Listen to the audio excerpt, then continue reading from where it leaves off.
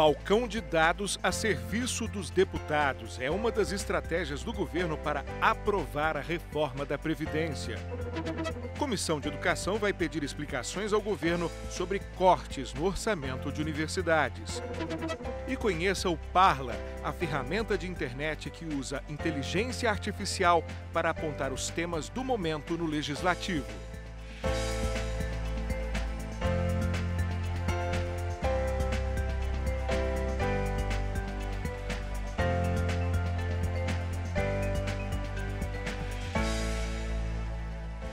Liderança do governo no Congresso se organiza para aprovar na comissão especial a reforma da Previdência.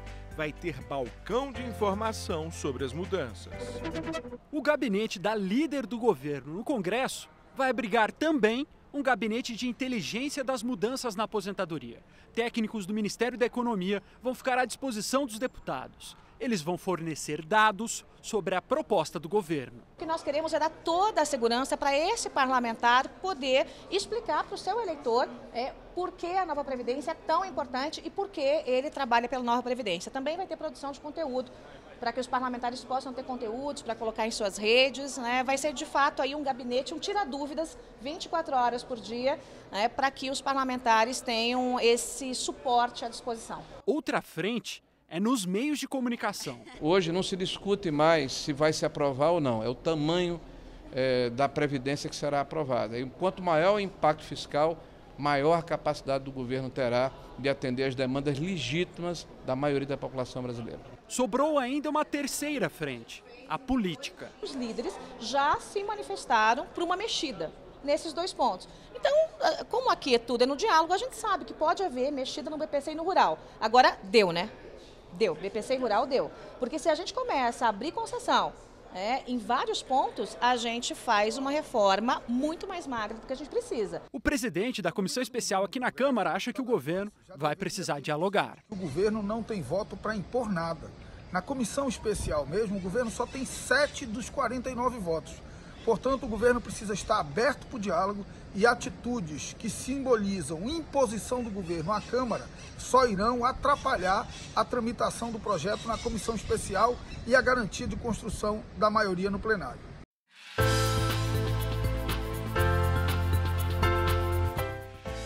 A Comissão de Educação vai pedir explicações ao Ministério da Educação sobre o corte de 30% no orçamento das universidades e institutos federais. O corte foi anunciado essa semana e provocou muita controvérsia.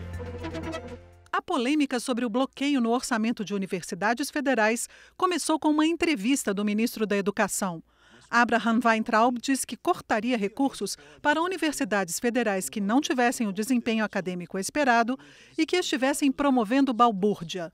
Inicialmente, o bloqueio de 30% atingiu a Universidade Federal Fluminense, a Universidade Federal da Bahia e a Universidade de Brasília. As universidades contestaram os critérios. As 3 estão entre as instituições com maior produção científica no país. A UF destacou que tem nota 5, a mais alta do MEC para os cursos de graduação. A bancada do PSOL na Câmara dos Deputados apresentou projeto de decreto legislativo para suspender o corte e pediu à Procuradoria-Geral da República para investigar se a decisão do governo feria a autonomia das universidades e os percentuais constitucionais para financiamento da educação. Em nota, o Ministério da Educação informou que o bloqueio de 30% nos repasses será para todas as universidades e institutos federais. No total, 2,4 bilhões de reais. O motivo é o contingenciamento de 5,8 bilhões de reais no orçamento da pasta. O MEC disse também que estuda aplicar outros critérios, como o desempenho acadêmico e o impacto dos cursos oferecidos no mercado de trabalho. O ministro publicou vídeo em rede social defendendo priorizar gastos com a educação infantil. Deputados de governo e oposição divergem sobre o impacto do bloqueio. Isso é péssimo para o país, é péssimo para as estratégias do nosso Brasil. Ora, imagine um Estado que já não investia muito. Agora ele corta 30%, portanto vai cortar 30% da ciência, 30% da tecnologia, 30% dos hospitais escolas, das universidades. Isso não é o assunto mais importante do momento. Acho que no momento nós temos que prestar atenção à educação de base e corrigindo os erros que a gente tem visto na educação de base, que é também das piores no mundo. Nós poderemos futuramente ter universidades que sirvam para o propósito para o qual elas foram criadas. A Comissão de Educação da Câmara anunciou que vai questionar o ministro sobre os cortes. O governo, quando ele não pode fazer tudo, ele tem que priorizar. E a educação, se ela não for uma prioridade desse governo, eu tenho certeza que ele não vai conseguir cumprir tudo aquilo que foi apresentado durante o período eleitoral.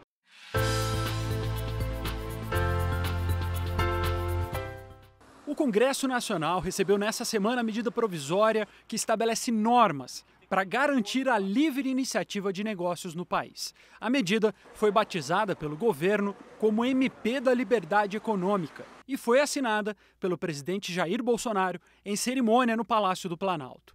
A intenção do governo é simplificar o registro e a legalização de pequenas empresas e negócios no Brasil, como forma de estímulo ao empreendedorismo. De acordo com o texto da medida provisória, atividades econômicas destinadas ao sustento próprio ou da família não vão precisar mais de licenças ou alvarás de funcionamento, desde que não ofereçam risco sanitário, ambiental ou de segurança. Estão nessa categoria de negócio sapateiros e costureiras, por exemplo. Também serão beneficiadas com a MP as startups, empresas jovens que buscam inovação em modelos de negócio, serviços ou produtos. A medida também estabelece que é dever da administração pública não abusar do poder regulatório para evitar qualquer tipo de burocracia. A MP será analisada inicialmente no Congresso por uma comissão mista, composta por deputados e senadores. O parecer segue para a análise dos plenários da Câmara e do Senado.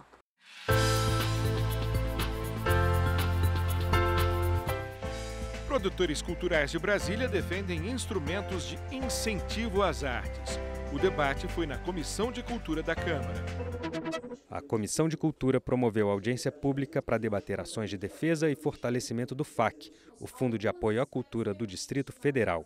Criado em 1991, o FAC é o principal mecanismo de fomento à produção artística local, tendo destinado mais de 53 milhões de reais para o setor no ano passado, através de editais públicos. A deputada Érica Cocai, autora do pedido de audiência pública, defendeu a autonomia do fundo. Nós temos que ter uma autonomia dessa conta, conta do FAC é conta do FAC. Ela não pode ficar à mercê da utilização da fazenda para cobrir os rombos e prejudicar o financiamento da cultura. O que a gente viveu no governo passado foi absolutamente lamentável. O governo passado também fez uma pedalada com o FAC. Outra crítica do setor à atual gestão da cultura no Distrito Federal foi quanto ao lançamento de um novo edital do FAC sem os recursos do superávit dos anos anteriores. A gente vê que o superávit foi assumido pela Secretaria da Fazenda, foi divulgado informalmente pela Secult,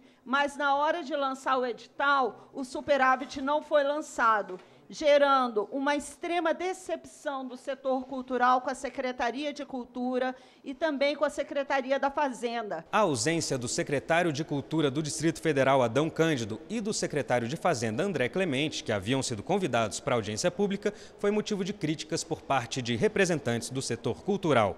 A posição oficial do governo do DF coube então ao subsecretário de Fomento do FAC, José Carlos Prestes. Que houve a pedalada, a famosa pedalada, é exatamente isso. Foram vinculados recursos de 2019 a editais lançados em 2018.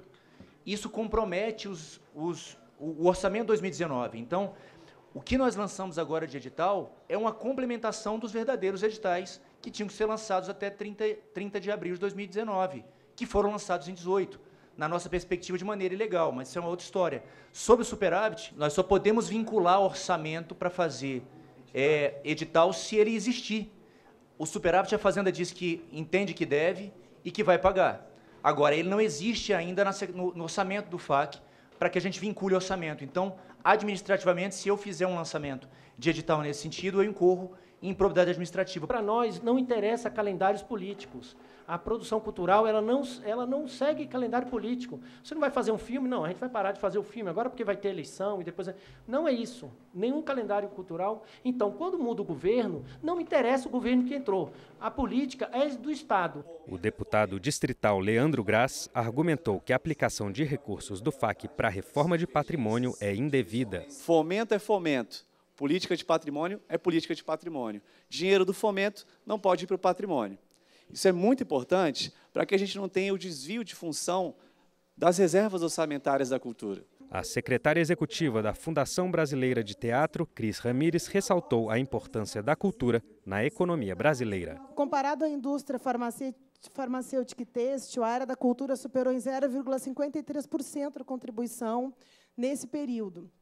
Só na Ancine, o setor de audiovisual aumentou de 8,7 bilhões para 22,2 bilhões de contribuição e geração de renda. Então, nós temos hoje a economia brasileira, a indústria criativa, ou seja, a indústria da cultura, ela coopera com 2,6% do PIB brasileiro.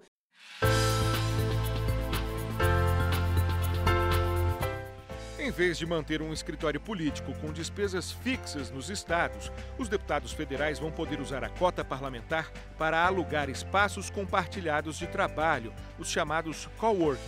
O objetivo é reduzir custos, mas há outros benefícios. A ideia do coworking surgiu junto com os novos parlamentares que foram eleitos para esta legislatura. A renovação na casa chegou a quase 50%. E os deputados de primeiro mandato trouxeram ideias novas e modernas. É uma taxa só, tudo incluso, fica mais barato, muito mais barato. Eu tenho tecnologia, eu tenho networking com outros empreendedores e pessoas. Eu posso falar do meu mandato, as pessoas perguntam. Então, assim, é a modernidade.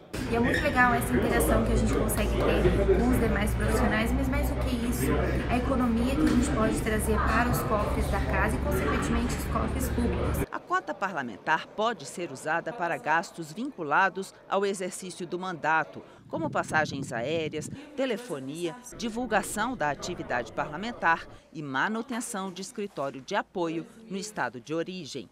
O deputado recebe o dinheiro todos os meses mediante reembolso e o valor varia conforme o estado que o deputado representa. A primeira secretária da Câmara, deputada Soraya Santos, destaca que o coworking é o ponto de partida para outras inovações que vão ser implementadas na Câmara. O coworking foi o primeiro, volto a dizer, o primeiro passo nas diversas ferramentas que a gente pretende implementar neste biênio, numa determinação de economicidade, efetividade e, principalmente, a eficácia do resultado que a gente quer, gerando o quê? Maior aproximação com a população, com o menor custo possível.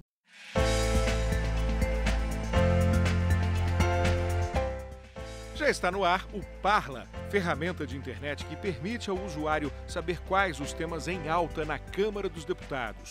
O Parla aponta os assuntos mais discutidos em um momento específico, deputados que estão falando sobre o tema e até o conteúdo dos discursos. O Parla avalia a frequência com que palavras e expressões são faladas nos discursos para identificar o conteúdo. Há dois métodos de análise. O Decision Tree classifica qual assunto foi o mais debatido entre 31 temas pré-estabelecidos.